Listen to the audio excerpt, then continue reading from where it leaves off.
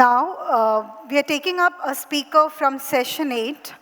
So let's begin with our first speaker from session 8, Dr. Rakshit Tandon, who will enlighten us on adopting a comprehensive approach to cyber safety and security in schools.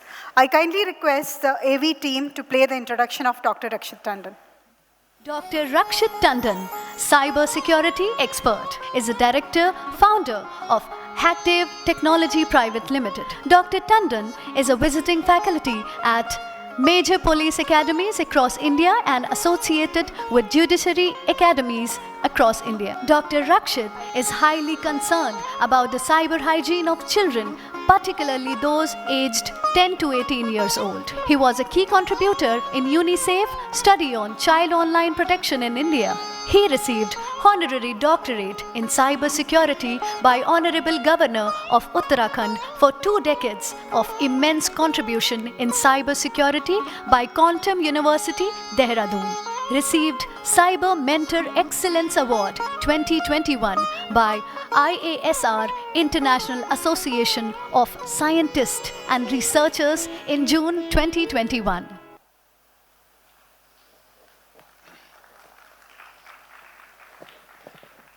Good afternoon. Good afternoon, respected principals and teachers. Namaste. Can't hear you, sorry. Namaste. Namaste. Thank you, Ranjana ma'am, for inviting me to this conference. I've been to many schools and I've been privileged to be a part of many Sahodaya conferences. My subject, I know, is going to take you to a different angle of technology because I come from a background where I've been engaging with children since 2008. I started this mission in 2008 when Government of India appointed me to go to schools and educate them on cyber hygiene. And then it became a passion for me and the journey started, and now I have completed more than 6 million kids in the country. I've visited more than 50,000 schools. I talk about cyber hygiene, I talk about netiquettes, I talk about online safety, and now I have started talking about a new thing which is called digital diet. I use the word digital diet. I say, okay, you consume internet, I have no problem, you play games, you play social media, you do anything, you do AI, ChatGPT, but you should have a balanced digital diet and it should not affect your mental health. And that is what I started focusing on. And my current experience post-COVID, especially with children, has been little scary. An 11-year-old hacks into his father's mobile and asks a ransom of 10 crores. And he learned this from YouTube. He learned it from YouTube. 20 students of Delhi, top Delhi South Delhi schools, arrested, apprehended, not arrested, for conflict with law, for creating an Instagram chat group and sharing obscene content. Sharing obscene content. 3 days before, I was interacting in a school, and the moment I entered a school, the complaint came to me, there is a meme page on Instagram where they are posting abusive content about teachers and principals. And one picture of the principal, jiske niche they have written RIP. And I took a session, and after the session, 1.5 hour workshop, the impact was that the children, 2 children came to me and whispered in my ears, "Sir, we have to talk to you in private." So I took them in the corner and they said, "Sir, we are the admin of the page. We are really very sorry. We have understood our mistake. Please don't arrest us." Achha, I forgot to tell you, for last 3 years, I've been appointed in CID, Haryana Police. I'm the Joint Secretary for Cybercrime Prevention Wing of Uttar Pradesh Police. And I work as advisor to more than 17 state cybercrime units in the country. And I'm the BPR&D eminent faculty for Government of India to all the state police academies. And now recently appointed as a faculty to judicial academies. So this is my background, and that really helps me when I talk to my children. तो मैं तो बहुत simple सी हिंदी में समझाता हूँ IT act कि you hack an account, सिर्फ 3 साल की जेल, 1 लाख रुपए जुर्माना, खाना पीना फ्री, कपड़े free. So your call. And then I give them examples of zero to hero. So either you become a zero in technology by hacking accounts, by misusing technology, or you become a hero, where I share the example also. My 20-year-old girl in Delhi, she learned ethical hacking from YouTube and she got a reward of 22 lakh rupees from Microsoft. How much? $30,000. हमारा पूरे साल का वो नहीं होता है, ATC, PTC क्या कहते हैं. और वो मेरा बच्चा 20 साल का YouTube से सीख के she got a reward of $30,000. So I think there was a time when I used to go to schools and school said, we have very strict policy, Mr. Tandon, no Instagram, no WhatsApp. I'm sorry. Post-COVID, you can't say that. You were the ones who called the parents and said, give them the phone. They have to attend an online class. And during COVID, the 50,000 schools I know, wonderful complaints I got. Sir, my teacher was taking a class and suddenly somebody entered the class and started sharing inappropriate content and the class got disturbed. The children entered with the name of the principal. Now imagine, my teachers who were riding a moped and a bike, and suddenly you give them an aeroplane cockpit, which you call Zoom, Microsoft Teams, with thousands of buttons, and you say you have to take online classes. So this transition phase, children are naughty. They have to be naughty. If they're not naughty, they're not children. But they don't know cyber hygiene. We have never taught them netiquettes. This has to be an important part of the curriculum from grade 0 now. Why? Because when I go to a school and the mother says, my child is a pro, he plays the game like a professional. And I ask, which game does he play? The game is called COD. No, not cash on delivery, Call of Duty. It's a very popular game for children, and this child who I asked the question was 9-year-old, grade 4. I immediately opened my screen and on Play Store, you can right now check it on your Play Store, COD. Go to your App Store and Play Store. The age rating for the game is mature and 17 plus. What is it? 17? And who's playing the game? 9-year. And a mother is saying he plays like a pro. So I said namaste to mummy, and I said, Mummy ji, go home and open his account on shadi.com. He'll get a Palika Vadu for you. So I hope parents also need to be educated. So in a school, these three ecosystems have to be very strong. Students, parents, and teacher. And cyber safety is not a workshop that you invite Dr. Tandon and he will talk for 2 hours and go. You have to make cyber safety a culture for your school. You know why? Recently, a school approached me. You know what they said? Mr. Tandon, very serious problem. And what happened? All the computers hacked, and a message is coming on the screen. You have to pay $1 million in cryptocurrency as a ransom. It was a ransomware attack. I don't know how many of you have heard this name. AIMS, they got affected. All India Institute of Medical Sciences, 200 crore ransom. Haldiram, affected. Oil India Limited, affected. Big companies are getting attacked. And now this poor school said to me, Mr. Tandon, admission data, online. Fees data, online. Curriculum, online. Examination, online. Salaries of staff, online. And the computer is locked. When I asked the IT head of the school, do you have a backup? He said, yes, sir. But a water relief. Where is the backup? Bole, sir, same server, D drive. What are you? Bole, sir, I'm M.Tech, B.Tech, sir. Congratulations. So I hope I have given my point here. Cyber security is not only talking about educating children now. It is also about securing your digital infrastructure. And listen, principals and teachers, the Digital Protection Privacy Act is out. And as per that, you are the, custodians of my children's data in your computers. So you have to protect it. Yes or no? And big companies and startups are getting breached these days. So this whole ecosystem is very important, and with my kind of experience with the law enforcement, every day I'm getting cases. Recently, a teacher from Mumbai called me. So some schools in Mumbai know me. I have been to Mumbai to many schools. And she said, Mr. Tandon, I was sitting idle. I was doing a switchover of my job. So I saw something on Telegram, work from home. They gave me initially 5,000, then 10,000, then 18,000, and then I invested 8 lakh rupees. I'm still waiting for 16 lakhs. The money is gone. Now, I'm just asking one question to all my respected principals. If your teacher suffers a cyber threat, a financial or an emotional, will she be or he be able to give 100% to my children at school? Will she be in a proper mental health frame? And listen, the figures, I'm not scaring you. These are the RTI figures of India. January 22 to May 23, we had only 21 lakh cybercrime complaints. How many? Means 5,000 something per day. Cyber crime. So I hope my point is very clear. So these slides will tell you that why it is important. You all understand why digital education is important now. And in today's era, I was hearing Aditya sir, he was telling about AI. So let me tell you what I am facing right now. Have you heard of the deep fake thing? Okay, I was doing a cyber training program in one of the school, and a 7th grader came to me and said, and I have recorded it. Kash, I could have shown you that recording. It's in my phone.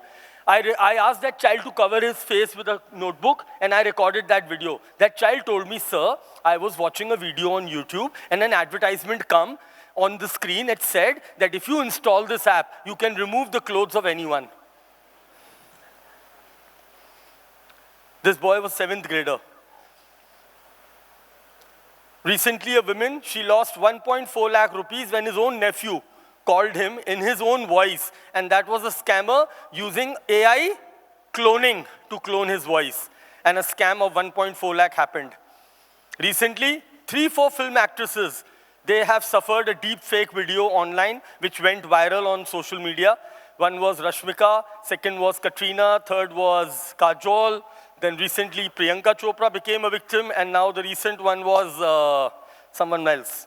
So AI, if not trained with netiquettes and digital footprinting, it can be used as a weapon, and that weapon can also be a problem for my schools. So how to adapt this, you all understand, for educators is very important to create. I'm always been advocating this, that children should start learn coding. One ma'am was asking a question, and I will advocate this. If you teach coding at the right age, you will have a very good logical bent of mind for my child. He will never be scared of maths and numericals. If you start teaching them programming at a very appropriate age, it can be any language. And I'm very happy that CBSE has brought in Python. And Python is going to be a good tool for future also. So if my child can be put into coding and programming at the right age, he will develop a wonderful logical bent of mind. And see, what the debate is on, AI will take over or who will take over. I am a victim. 15 years back, teachers, I used to remember 100 phone numbers. How many? And today, I can't even remember a 10-digit phone number of my wife. It is in my hot dial. I have to keep it in hot dial. And listen, I am doing an online transaction right now. I received a 6-digit OTP. I have to go back and see it 3 times to come back. Is it happening? Yes or no? If I'm not using this part of the brain, why? Because Google is doing everything for me. ChatGPT is doing everything for me. So will this portion be developed? I think that is where we have to bring the synchronization. I'm not saying no to AI has already taken in.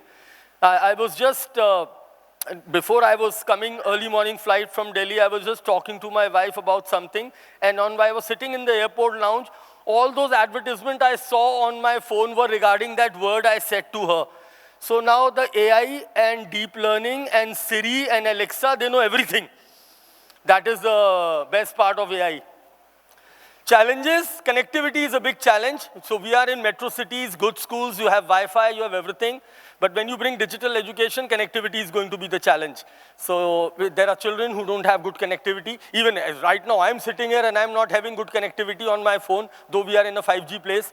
And for the last half an hour, I'm trying to send a file to my friend and I'm not able to send. So connectivity is going to be the challenge.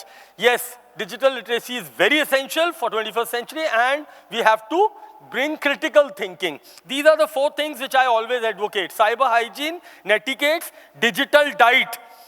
DQ, not IQ now. I don't need IQ. I need DQ, digital quotient. I'll ask anyone sitting here. I want to apply for a passport in my country. What is the website should I open? Thank you, sir. Passport Seva is the wrong website. And if you right now, if you have internet, go to my official website of Government of India. It is called passportindia.gov.in. On the front page, there is an alert. Passportseva.co.in is a fake website. So that is why I'm saying DQ is more important today. You have to go to your bank. Is it ICICIbank.com or ICICIbank.in? I have to take care of it. It's ongc.co.in or ognc.co.in, cbse.nic.in or cbsenic.in. There is a huge difference. Yes or no? So today in cyberspace, DQ is also very important. What website is right, what link is right, and that is called DQ. Cyber laws, I always make it a foundation of my talk to bring in ethics, to bring in a fear that, hey, listen, digital footprints can be tracked. So you make a fake account, it is a crime. You hack an account, it is a crime. You share obscene content, it is a crime. I use the word crime. Violation of the law, IT Act. And if I make it an Aadhaar of my education, so I call it digital nagrikta. What do I call it?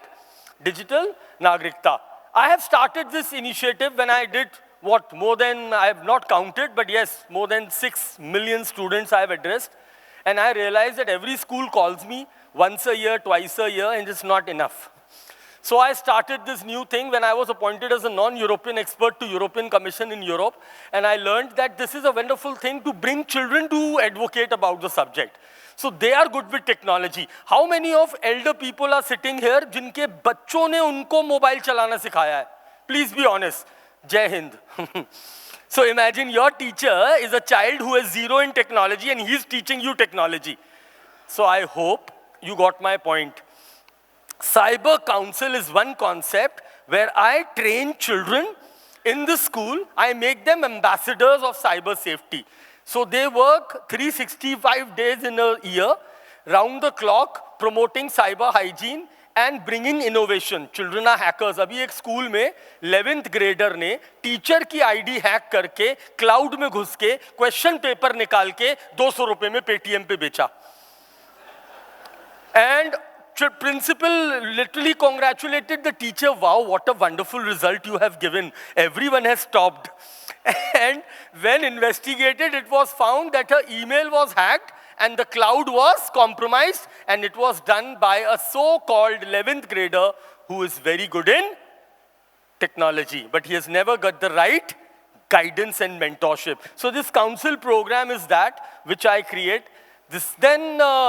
My concerns are not only related to children and all, it also brings in that you should always have a 360-degree approach. First, your digital infrastructure should be protected. That is very important. Workshops and training program for all stakeholders. And the biggest stakeholder for your school today is parents. And which parents? Grade 0 to 8. Forget the seniors. Seniors से तो बात करो, ऐसा लगता है उन्हें मोक्ष प्राप्त हो गया. फेसबुक के ज़माने में पैदा हुए थे, तुम क्या स्नैपचैट, इंस्टाग्राम की बातें कर रहे हो?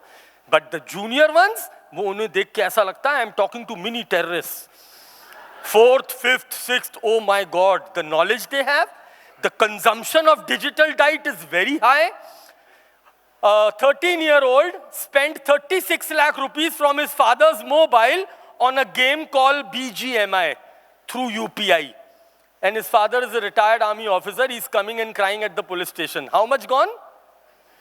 And he was so addicted to the game that he never thought of what is he clicking and what is he pressing. He kept on, and the whole account was cleared. And he spent, why? He was buying some guns and skins for the game. Teachers, cyber councils, and policies, for God's sake, schools.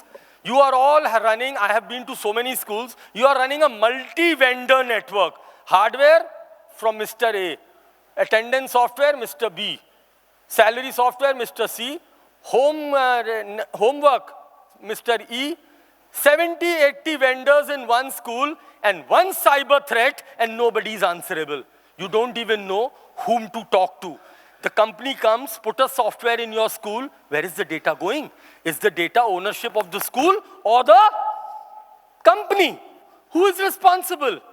So today, you have to upgrade yourself as a technology company also. I'm not saying to become a technology company, but you should have the instincts of technology company to have a policy and framework for whatever infrastructure is entering in the school. And yes, I'll call it FDB programs. My time's up, red color, oh my God. Okay, so FDB programs are important because your computer teachers are wonderful in teaching the CBSE curriculum only. Programming, you tie a putty on their eyes and they will write the program on the board. They are so experts. Cyber security, need to upgrade. Need to upgrade. All right, so this is what my thought was. You have any questions, you can reach me. I am available on emails and you can connect with me. I know a lot of schools know me. Ma'am, HDFC school, I'm already an advisor to the HDFC school and been to Birla school so many times, Kalyan. In Mumbai also, I've been to Dalmia, I've been to Cathedral, Canon, DPS, so many schools have invited me. So, I don't know, you have questions for me? Bangalore, I've been to Inventure Academy, Bangalore recently, DPS I've been once. I don't remember names, ma'am, I've done so many schools in Bangalore. Hyderabad, Kolkata.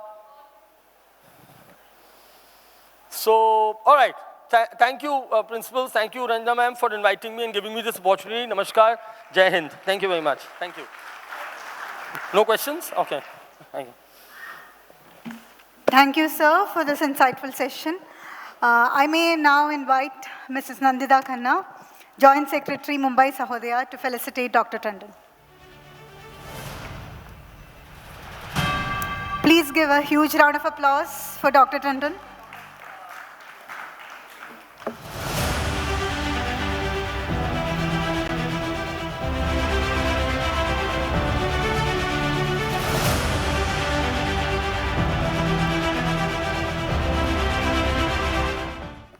Now we resume session 8, Education in the Digital Age. Our remaining speakers today will navigate the landscape of digital education, discussing both its prospects and hurdles.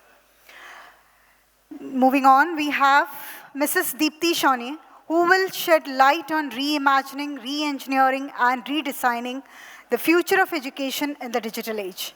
I request AV team to play the introduction video. Ms. Deepti Shawnee, CEO and founder of Mahatattva, currently working with Google India on NCERT projects for teacher training. Ms. Deepti has 20 years rich experience as a leader in technology integration, led ICT initiatives at the British School and Learn Today, India Today Group. She also wrote the technology curriculum for the teacher resource book for the Royal Academy, Bhutan. She has been awarded with many accolades such as Microsoft Innovative Teachers Leadership Award, BET Asia Leadership Award for her project Design Thinking for Social Change. Ms. Deepti Shawnee, a leader, an innovator, creator and teachers educator. Her innovative educational contribution have made a significant impact both in India and worldwide. Thank you for making that so charismatic. Good afternoon, everyone. I'm Deepti Sahani, as the little video said that. So we have been hearing a lot about policy, a lot about frameworks, and of course, the policy makers here. So that's team A. I'm behind the scenes, I'm team B. So I'm with you all. So today, the session that I have, the 18 minutes that I'm going to showcase in front of you, will be 22 years of my technology integration. And I've got a cheat sheet for you so that when you start thinking about using technology in your classrooms, what should that look like? I think in India, because it's a vast country, we have been talking forever for people to have inclusion, people to have that kind of empathy when we are integrating something like technology in the schools and in the classrooms. I think when the pandemic happened, a ubiquitous sort of a parallel world opened up. And for very less money, we have people who have access to technology. So I think if we look at the future, it will always be a catch-up game. You know, what is the future looking like? Let's try and do this, that, or the other.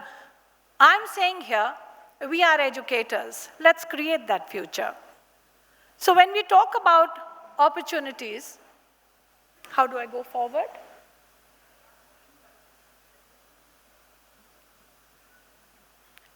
So when we are looking at the future, what does it entail? I think when we look at that perspective of technology integration, it means different things to different people.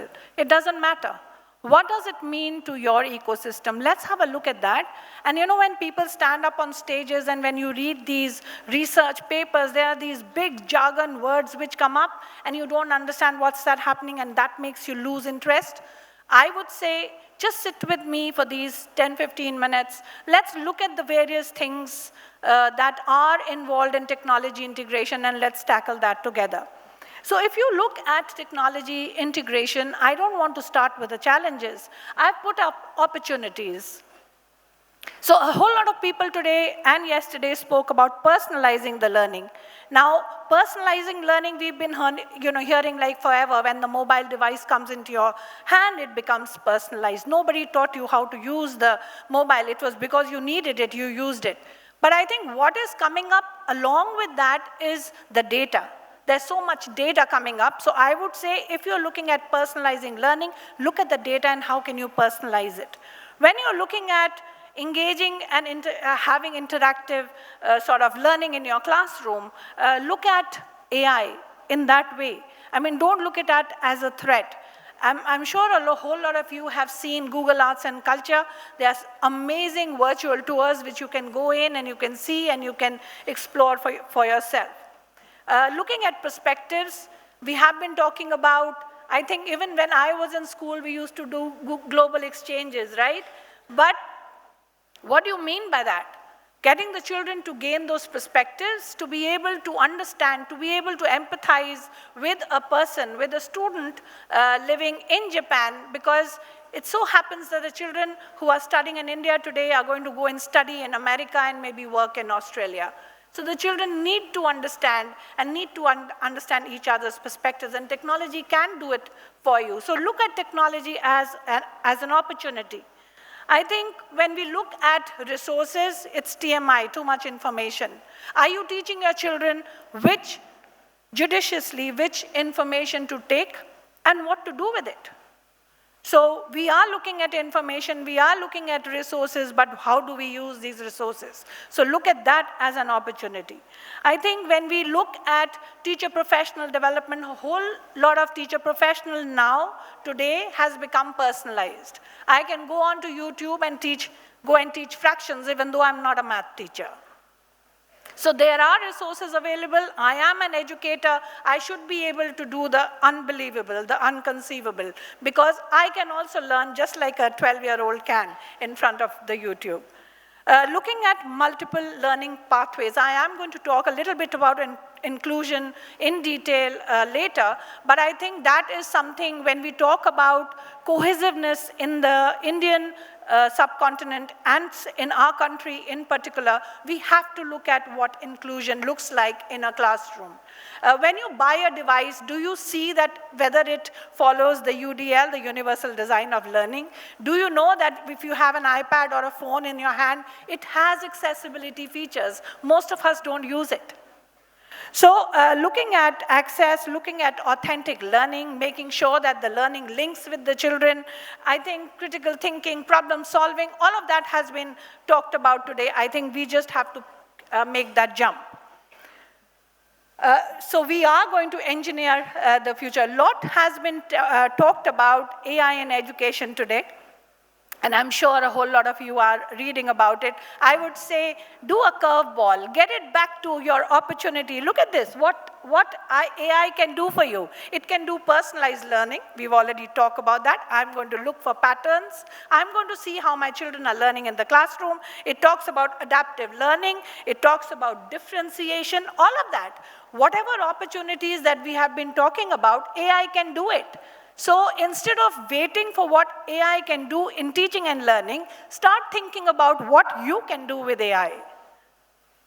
So do I have your consensus there? Are you with me? Yes, I think we are educators. We can create that future. So I'm just going to leave you with this cheat sheet. I am going to speak a little bit more. But please have a look at these 5 pillars. If you as a leader, as an educator, you understand what these 5 pillars are, your leadership in digital leadership in the school is done if you follow this well. The first one, of course, is to understand what are the enabling factors of your setup. How do you get your teachers to do the professional development? Is your pedagogy aligned with it? Re-envisioning your spaces. We spoke about spaces yesterday as well, and of course what Rakshit spoke about today, cybersecurity. Now, I might say these things very quickly, and I say these are the 5 pillars, go ahead and do it, but you have to mull over this. This doesn't come overnight. So I'm just telling you, these are the 5 pillars, and you follow them with your vision, with your strategy, and your adaptability. Make sure that you are agile. I made the 2-year plan today, and tomorrow something has changed in technology. Be agile. It's okay. Change gears and walk again. When you are looking at professional development, a whole lot of us spoke about professional development, but when you talk about technology professional development, is it sustainable? So we are working with the Delhi government for the last 2.5 years now. The first thing we did was we made sure that there were core teams, there were master trainers in the system, and we made sure that people knew that if Mahatattva moves out, they know what to do. So being sustainable in technology especially with your own people is very important. So are you working towards that? So PLCs, PLL, all of that, core team, you can call it what you want to call it. What is more important is that the core team that you have created is sustainable, and it's there in your school, and it's relatable to the culture of your school. This is something which is very simple. There's TEPAC, there is SMR model. A whole lot of leaders, especially in school, says, when you call them for conferences, they will be 1+1. So who all usually go for technology conferences? The principal and the IT teacher. But I think these kind of things you should know, so that when you go to these conferences, you know what people are talking about, what they are saying. So SAMR, if you really look at it, is how do you integrate technology in your schools, in your classrooms? So if you are just looking at typing instead of writing, you are just substituting technology. You are doing nothing with it. If you are looking at augmentation, maybe the children are creating presentations, they are conducting some sort of a peer review. If you are doing modification, then the children are creating podcasts. They are releasing that to the world. Children are critiquing them. Their peers are giving them feedback. So that is when augmentation happens. And when you look at redefinition, it is something that you have created absolutely innovative. So aim for the last 2 rungs, modification and redefinition. So if the children are doing nursery rhymes, don't show them videos, please, because that doesn't do anything to them or to the learning. So few things that you should keep in mind. These things need to change. These need not to change as in change the learning outcomes, but the way they look like. So if you're thinking of technology integration, it doesn't happen like, oh, I know Padlet, let me use it. No, it has to go there in the learning outcome. So make sure you are redesigning there. A lot of us spoke about competencies. Right? Competency can't be done. आज मैं जा रही हूँ value education class पढ़ाने, doesn't work like that. It has to be integrated in the system. Your skills and competencies in the same way. I think as a leader, you have to set the role. You have to say what are the clear expectations. Even if it says that I have 1 laptop and the schools will use it in turns, in groups, that's okay. But set your vision right. Because once you set your vision, once you know your resources, once you know the people who are going to implement it, only then will you be successful. We spoke a lot about equitable access. Please, when you make sure when you are buying software, when you're buying hardware, when you're looking at teacher professional development, when you're looking at doing parent orientation for all of this, make sure that you are looking at what is the universal design of this device. Am I actually including all the teachers? The PE teachers and the sports teachers always get left out. Why? Because that's something you cannot connect with. And like somebody said today or yesterday, that they have been using, in physical education, they have been using technology like forever. So why are we not doing it? So make sure that there is inclusion in everything that you do. So a few points on inclusion, and I'm sure Ms. Jangra will be sharing this presentation with you all, and you can take notes from there. Basically, all of us here are here doing our thing for students, right? When you get the children to become self-regulated learners, problem solvers, you actually are driving them towards the skill set which are required by the industry. I usually don't say what the industry wants. It's usually what the future wants. And like I said, we are educators. We are going to create that future with our children, with our students. So when you turn, when you do this flip in your teaching and learning using technology, that's the kind of learner that you will get. We spoke about cybersecurity. Rakshit spoke about what's happening in the world out there. This is a program that we run for CBSE, certified program, which is beautiful. It is a whole year sort of a program which you can implement. There are booklets for it, there are activities for it, and the plus thing, of course, is you get a CBSE certification. So I think when we talk about digital leadership, we have to make sure that it's not a one-off workshop that is done by somebody who came into the school. It has to be a program which is run through and through because of the access that our children have to technology in today's world. I am going to talk about challenges. We will talk about challenges, but very, very flittingly. We are looking at cost. Technology is expensive, right? But we can always have a decision on what we are going to buy and how we are going to use it. Equity and access, you know, how many will you buy? You have a school of 1,800 children, how do you buy? But there are solutions. You can have trolleys which go into the classroom, and just like you have a timetable for your computer room, you can have a timetable for your trolleys. So how do you do your problem solving is up to you, but this is a challenge in many schools. Professional development. There are so many things happening. How do you get the teachers to become equipped? There is technology integration. Most of the people actually think that it's a standalone sort of a thing which can run along. No, it doesn't. You have to integrate it in your teaching and learning very, very sincerely. So that is a challenge. Digital literacy, people don't know the difference between digital literacy, digital fluency. How do you understand what these things are?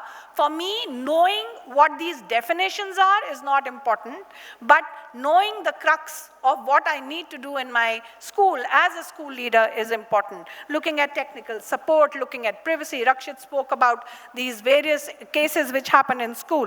So there can be skill sets, but it's difficult to change the mindsets.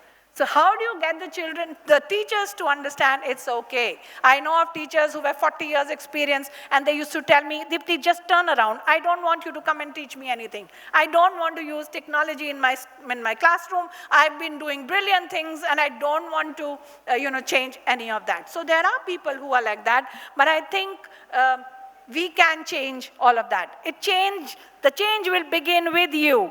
So how do you change the culture of technology integration in your school?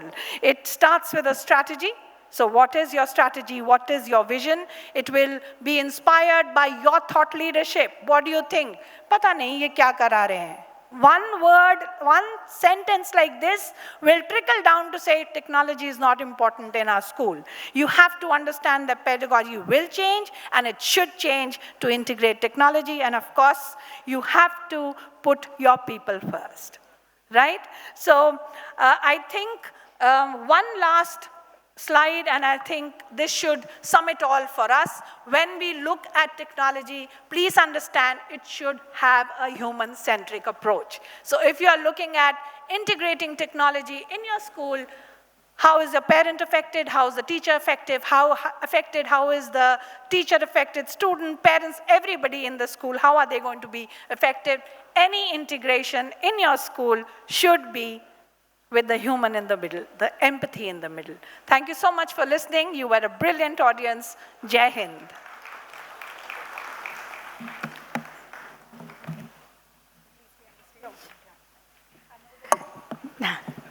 Thank you, ma'am, for your thought-provoking insights into shaping the future of digital education. Now I request Mrs. Nandita Khanna, Joint Secretary, Mumbai Sahodaya, to felicitate Mrs. Deepti Shani.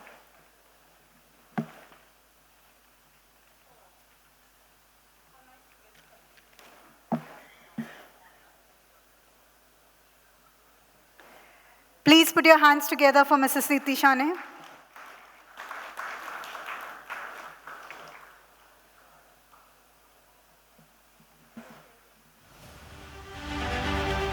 Thank you, ma'am.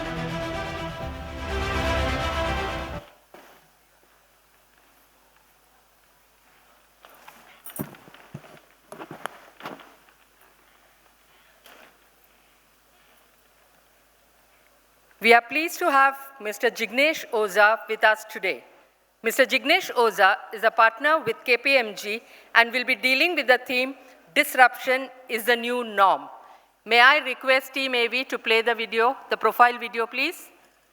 Mr. Jignesh Oza, Digital Trust, Cybersecurity. He has done Masters in Management Studies Systems from the University of Mumbai. He is a Certified Information System Auditor, ISACA, USA. Mr. Jignesh is a partner with KPMG in India. He has been working with KPMG for last 17 years. He has experience of several years in helping organizations across India and globally in their cyber security journey. He was a part of the team that holds the Guinness Book of World Record for educating maximum number of children on cybersecurity. He is an auditor at heart and a regular speaker at industry forums. He has a keen interest on how technology will impact our day-to-day lives and how security will play a key role in the evolution of technology being adopted. Mr. Jignesh Oza, the stage is all yours, sir. Thank you so much, ma'am. Very good afternoon, wonderful audience. I think I've been listening for the past couple of hours, and I just feel too overwhelmed by what is all this going on. Do you all feel the same, or you feel it's digital, technology, AI, inclusion? I mean, there's so much to do, right? All right, before I get into the presentation, I have a confession to make. I've not been the best of students when I was in school, and I was generally scared of my teachers. And you can understand how overwhelming it is for me to sit in an audience which is full of principals. It's next level. So what my friend said is that, Jignesh, you should face your fears and face whatever is there inside you. So I decided to get married to a teacher. And and to be honest, it's not gotten easy. Although she's wonderful and she's been very helpful, but earlier I used to get, once in a week, Jignesh, you should be ashamed of yourself. Now I hear that every day. All right, moving into the presentation, I'll be talking fast so that I can get away with some bluff. Views are personal. You don't have to agree with everything, maybe anything. I have no issues if you use your mobile phone. Make sure you don't disturb anyone. I don't pretend to know more than you.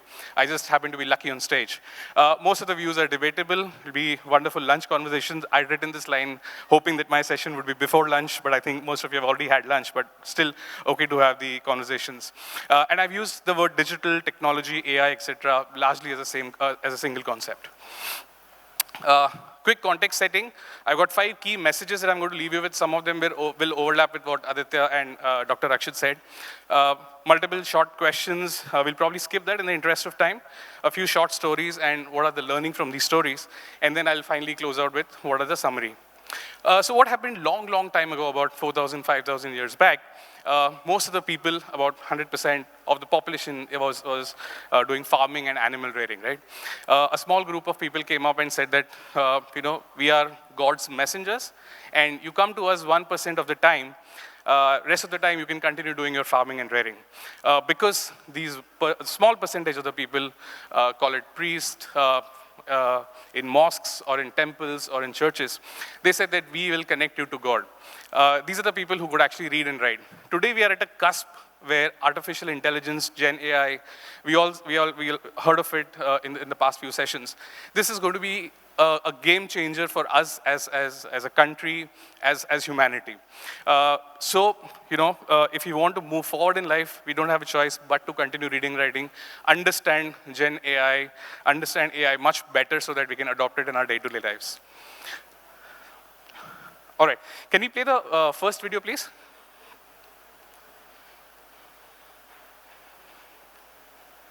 言诗，什么是民主？民主是人民的政府，由人民组成，为人民服务。简单来说，民主的定义是一种赋予人民选择他们的代表的权利的政府。换句话说，他们的代表源自希腊词汇 democratia， 其中 demo 意为人民 ，Croatia 意为统治，那就是人民的规则。民主是人民的统治方式。21世纪的民主可以是直接的，也可以是代表性的。All right, anybody understood that language? Nobody? At least one of you all? Okay, so that was Mandarin, and by the way, that was my wife who is speaking Mandarin. Can we play video 3, please?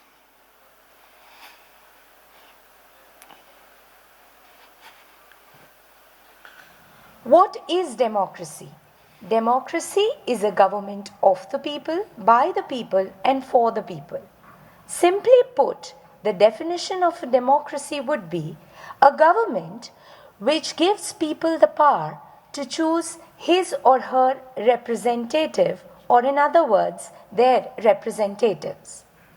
Derived from the Greek term demokratia, wherein demo means people and kratia means rule. That is, people's rule. Democracy is rule of the people. Democracy could be direct as well as representative in nature. In 21st. All right. Any guesses? What did we just do in these 2 videos?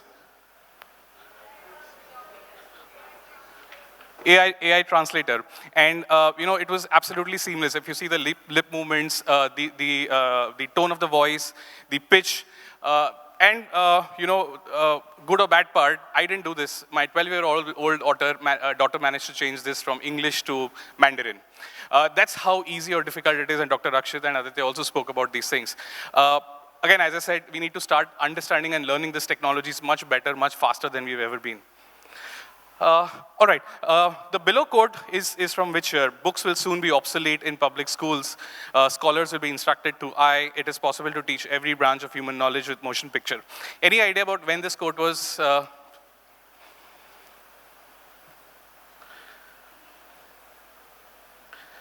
Nobody? Nobody's ever heard of this? When do you think books actually, somebody thought that could become obsolete? Yeah, 1913 is actually the right answer, and when somebody thought that books will become obsolete, even today, we cannot imagine a world without textbooks, although a lot of schools have started moving to online and digital education.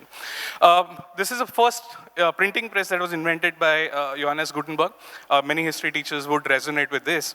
What it actually changed is, at that point in time, in 1440, this is about 600 years ago, they invented this, and it was state-of-the-art technology at that time, and it used a very specific kind of technology, movable fonts, as they called it, with oil and soap as printing ink. Now, this actually changed or revolutionized the entire, the way we move forward as humanity. And the point that I'm trying to make is that at that point, this was one of the best known technologies when it was invented. Cut to 2007, when iPhone was first invented. This is Steve Jobs actually talking about how the first Mac was looked like. Then it also included the iPod, which played or revolutionized the music industry. He actually marketed it as a combination of iPod, phone, internet, and a whole host of other things, including audiobooks, bookmarks, notes, etc. Again, we've moved the latest version of the iPhone, which released slightly earlier this year. There were 42 versions of the model from 2007 to 2023. Technology has come that far and that fast. The learning that I have from this is what was technology then is not technology now, and you can be rest assured that what is technology now will not remain technology a few years from now.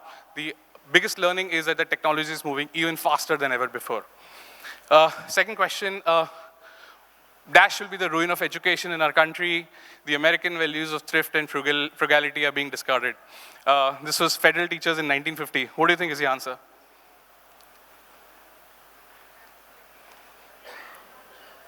So you say that a little loudly? The correct answer is actually ballpoint pens. It was one of the most expensive innovations that happened. And what I'm trying to say through this is people actually are not able to predict what is going to come in future. This is Google Glass, and Prince Charles is wearing this. Again, when it was released in 2011, it was a state-of-the-art technology. Billions of dollars went into this, but it failed as a technology. This was actually smartphone being replaced by your specs. You didn't have to remove your phone and check your mobile phone, check your who's messaged you or who's actually calling you. You could see it while wearing your specs, right? As I said, millions of dollars that went to this, but it failed as a technology. Another couple of examples, Zune, you could recognize this from the way it looks. This is similar to iPod. And released by Microsoft. It didn't work very well in the market. Google Plus, they tried to compete with Facebook. When it came, it created a lot of hype in the market.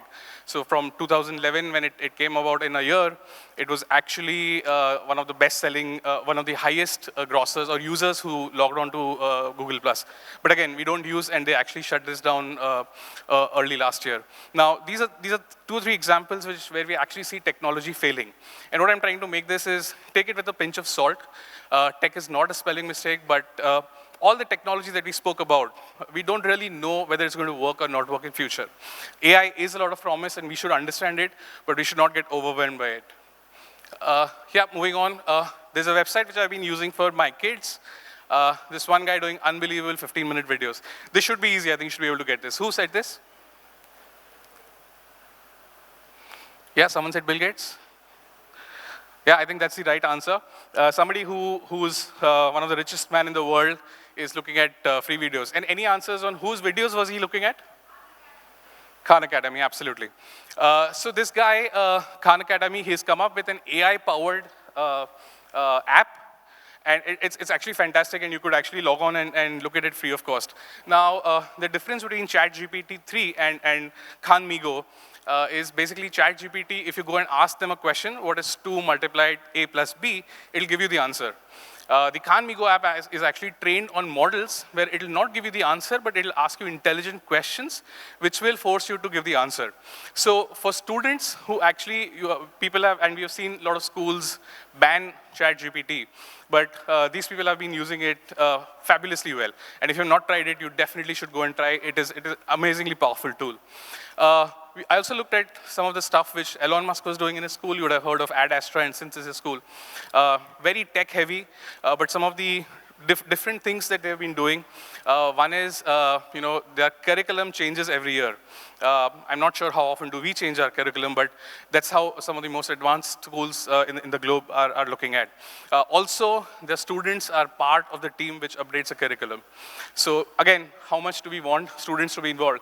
I think one of the points which was made earlier was our kids have actually taught us to use phones. So why are we not asking them what they want to learn? And there are several such examples where you can give the prompt to the AI and they will give you customized courses. And more importantly for teachers, they can also give out lesson plans. What I understand is that lesson plans is something which takes the longest amount of time, right? Right. Okay, 2 very important bits of technologies which I want to talk about is what you see on the left is an equipment which you can wear, and it is mainstream. What it does, it decodes the neurons that are going on in your brain. So for example, if you're thinking of an apple in your mind and you're wearing this headgear, the computer will actually read your neurons and show you a picture of the apple on the screen. So this is mainstream technology. This is not something futuristic. A step ahead is there's a monkey on the screen. His name is Pager. And he was taught, for the monkey, they actually implanted 2 AI chips in his brain. And they made him play a video game. They understood how his mind thinks, how the neurons work, and how he's playing with the joystick. They then disconnected the joystick. The monkey continued to play the game in the same way. How? Through his brain signals. Right? So this is the level of technology. How it's important or relevant for us, again, sort of futuristic, but I don't know how far away it is. Now, if we are able to have such kind of equipment in our students' heads, we know who's concentrating, who's not concentrating, who's looking at the lecture or the class, and who's not, right? Maybe slightly far-fetched.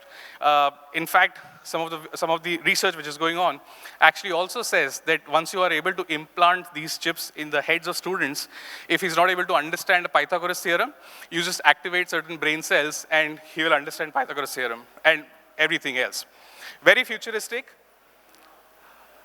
However, I can tell you that US FDA has given permission to Elon Musk's team to start conducting human trials in this space. Right? And in India, you can actually enroll. Of course, this technology is more for people who are not able to walk or who have speech disabilities so that they can communicate with their mind. But this technology is not far away. It is now and here. So you can actually enroll for having AI-based chips implanted in your brains. Yeah, sorry. So yeah, I think the point that I was trying to make is tech will significantly influence learning going forward. Right, this I think, it's a happiness hormone that makes you addicted to seeking information. What's the answer? This should be straightforward. Yeah, and this is used by most social media companies. Again, if you look at how can we use some of these learnings or techniques in our day-to-day education. Duolingo, how many of you have heard of this app? Yeah, there are quite a few. Now, some of the tricks that they use is basically their lessons are very small, bite-sized. And they also have certain, what is called as streaks.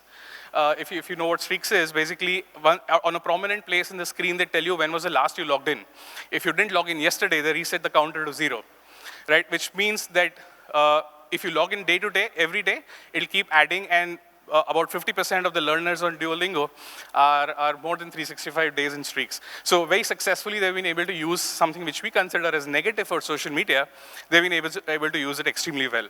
Also on notifications, they've got AI-based notifications which actually tell you what's the best time for you to learn, and they've been using it extremely well. So how can we adopt some of these technologies or psychological things to improve our education system? And if you think it's too far, Ahmedabad and Hyderabad, last week it came out that they're the top English takers in the city.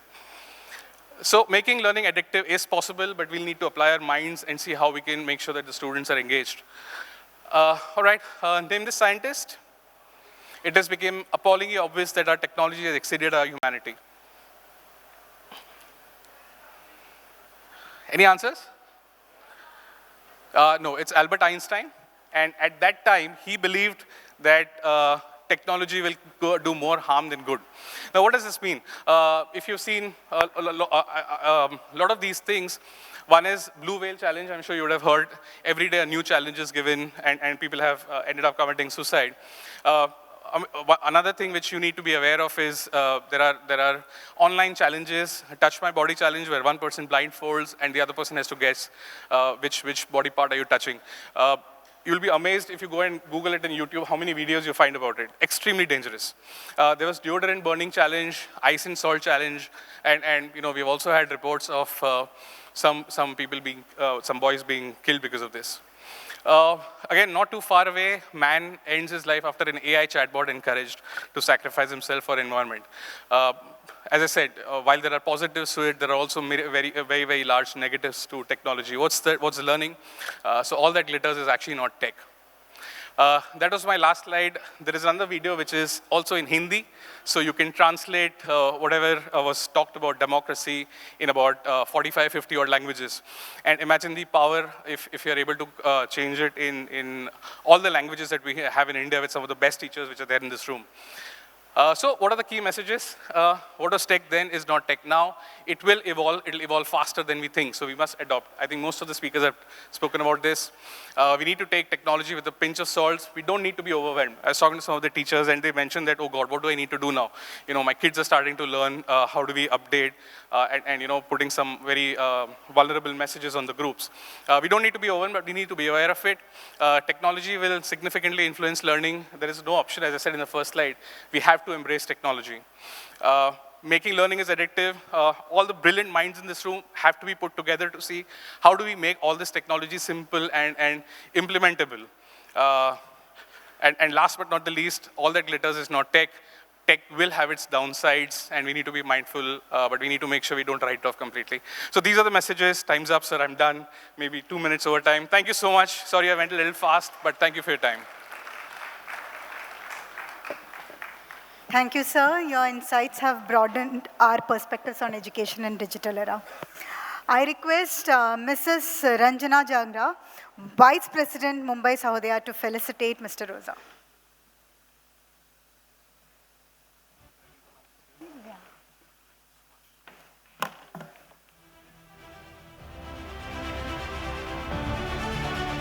Please put your hands together for Mr. Oza.